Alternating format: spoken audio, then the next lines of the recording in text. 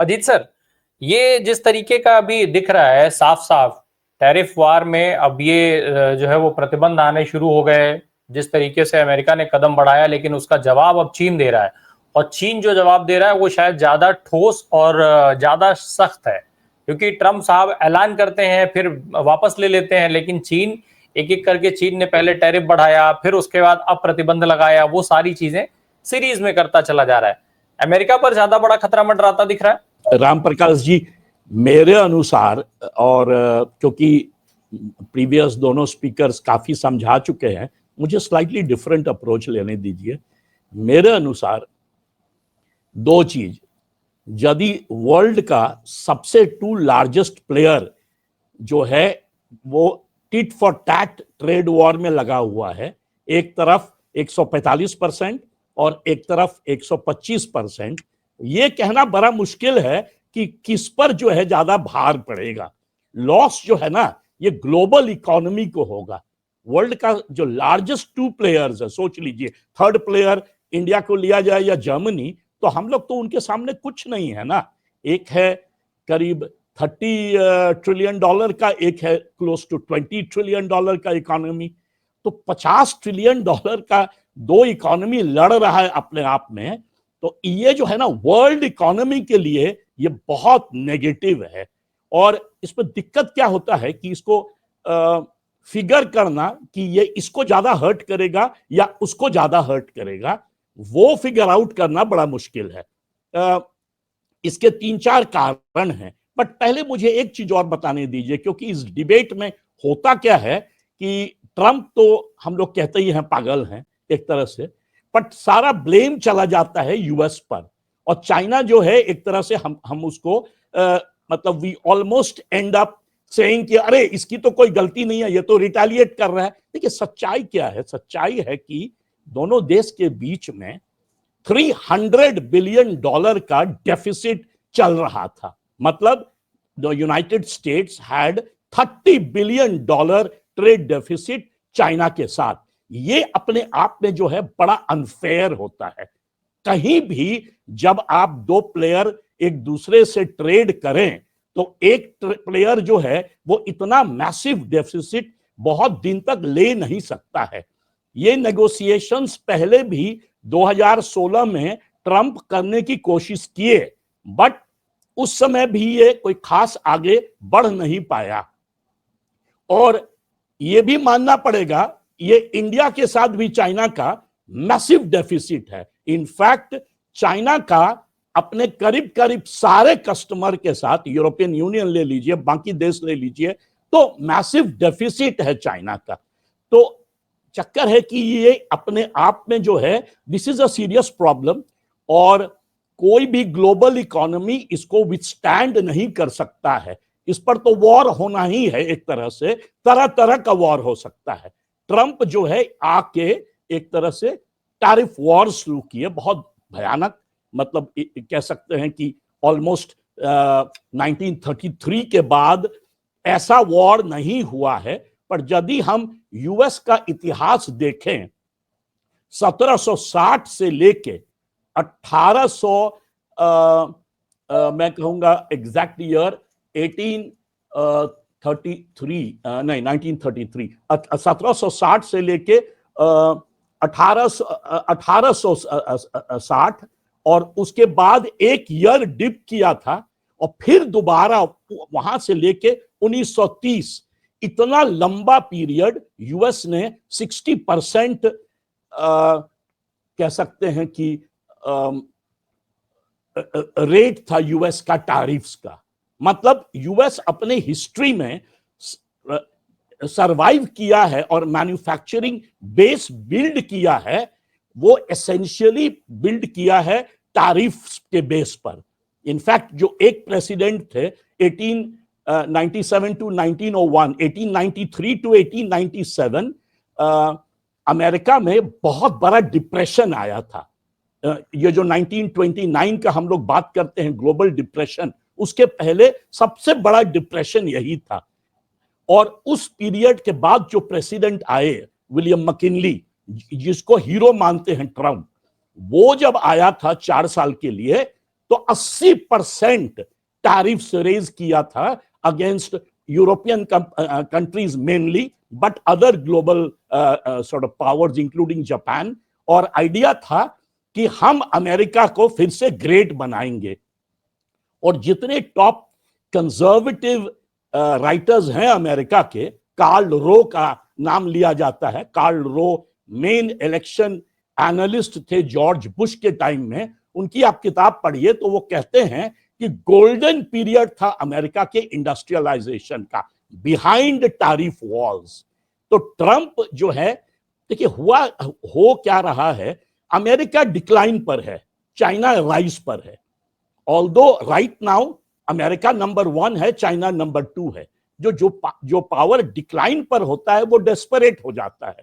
तो ट्रंप जब आए तो उनको लगा कि विलियम हिंकली का फॉर्मूला फॉलो किया जाए। और मैं कहूंगा अब लग रहा है, पहले तो पता नहीं चल रहा था क्योंकि लग रहा था कि ट्रंप सनक गए हैं बिल्कुल ही, बट अब लग रहा है कि there is a method to his madness. और वो मेथड क्या है? मेनली ये टैरिफ वॉर चाइना के खिलाफ था। उन्होंने जो मेक्सिको और कनाडा पे लगाया 25%, 10% अक्रॉस द बोर्ड, और बाकी कंट्रीज में भी, इंडिया पर भी जो लगाया, मेरे अनुसार वो सारे नेगोशिएबल हैं। और आप देख रहे हैं कि 90 डे पॉज उन्होंने दिया है, पर चाइना को अकेले आइसोलेट किए हुए हैं। और आपको यदि याद रहे तो यही पॉलिसी टू सम एक्सटेंट, मतलब आज वाला टैरिफ नहीं, पर जो 2016 से लेके 2020 तक का जो ट्रंप एडमिनिस्ट्रेशन का डेफिसिट टैरिफ पॉलिसी था, वही एक तरह से कहिएगा कि डेमोक्रेटिक एडमिनिस्ट्रेशन भी फॉलो किया। बाइडेन भी 100% लगाए हुए थे बहुत गुड्स पर अगेंस्ट चाइना। तो चाइना का, मैं चाइना एक्सपर्ट नहीं हूं, बट चाइना डंपिंग करता है। चाइना इतना मैसिव मैन्युफैक्चरिंग बेस बन गया है, वो दुनिया के लिए अच्छा नहीं है। मैन्युफैक्चरिंग बेस को स्प्रेड करना चाहिए, वो स्प्रेड कर नहीं पाया। और इसकी गलती, बहुत बड़ी गलती इसकी अमेरिका की है, बिकॉज अमेरिकन कैपिटल जो फ्लो किया चाइना में since that famous ping pong diplomacy, और बाद में जिस तरह से अमेरिकन इंडस्ट्रीज निकल के चला गया चाइना में, उस कारण चाइना का ट्रांसफॉर्मेशन हुआ। ऑफ कोर्स चाइना जो है बहुत ज्यादा कॉम्पिटिटिव है और बहुत सारे कहिएगा हाई टेक्नोलॉजी पे चाइना नंबर 1 बन गया है। इनफैक्ट इसको हम नहीं कह रहे हैं, इसको all the top American experts ही मानते हैं। आपने देखा होगा वीडियोस फ्लोट कर रहे हैं, हाफ द टाइम पता नहीं चलता है कहां पर क्या इंटरव्यूज था, बट सब कह रहा है कि China is almost number 1 today. तो ये जो वॉर है ना, it's like a world war, raising war है बिटवीन द टू।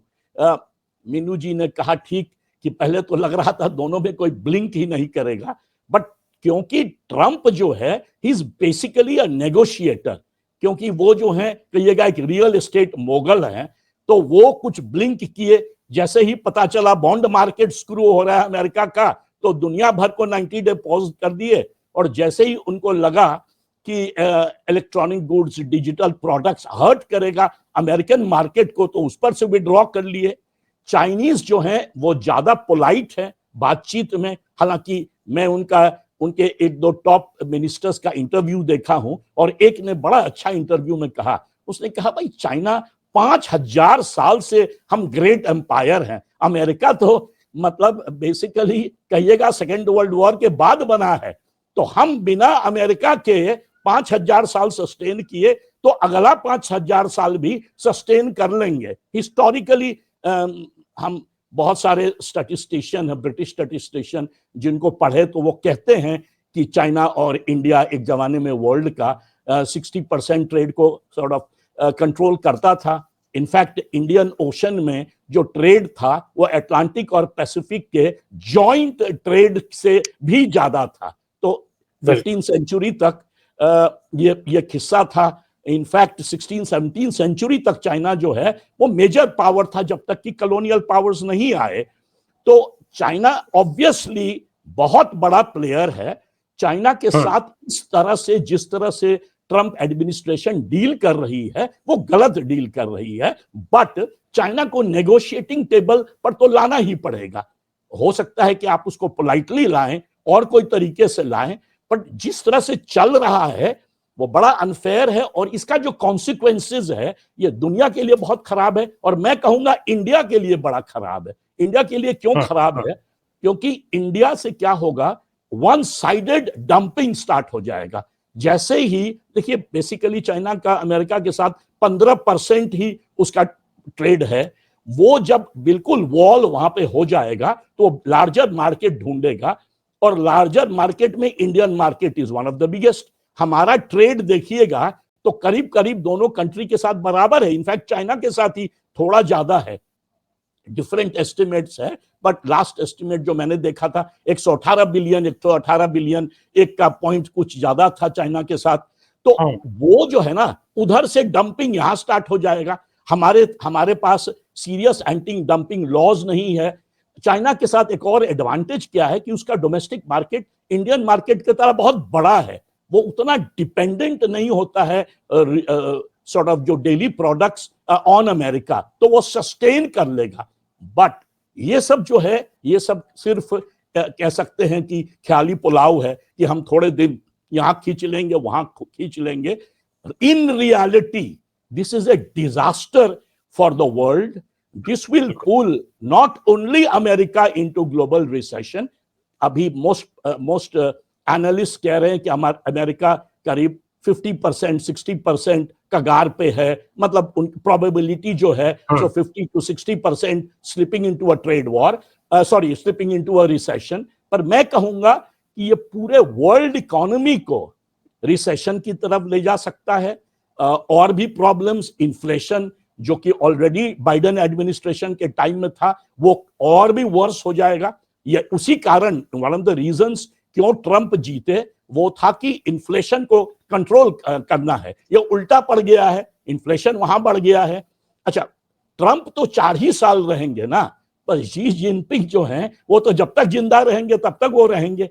तो ये this needs to be resolved by all power concerned.